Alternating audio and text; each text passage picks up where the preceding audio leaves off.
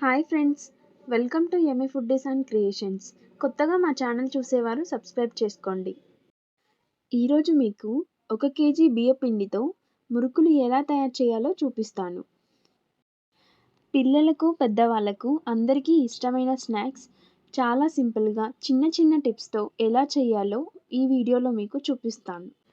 ముందుగా 1 కేజీ బియ్యంని పిండి పట్టించుకోవాలి. దీంట్లోకి 3 స్పూన్ల కారం, 2 స్పూన్ల ఉప్పు, 1.5 చెంచా ధనియాల పొడి, గాలించి పెట్టుకున్న 20 గ్రాముల ఓమ, 100 గ్రాముల నువ్వులు వేసుకోవాలి.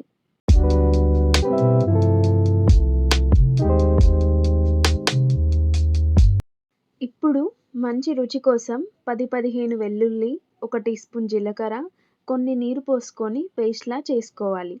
ఈ పేస్ట్ని చిటికెడు పసుపు వేసి మంచిగా కలుపుకోవాలి.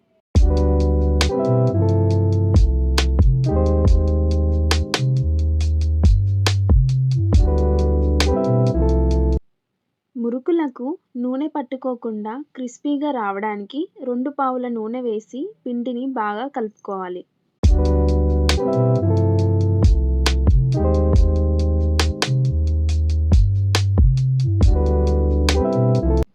1 లీటర్ నీళ్లు మరిగించాలి. దీంట్లోకి కొద్దిగా నీరు పోసుకుంటూ పిండిని కొంచెం మెత్తగా కలుపుకోవాలి. పిండిని మెత్తగా కలిపితేనే మురుకులు చేసే పావులో నుంచి ఈజీగా వస్తుంది.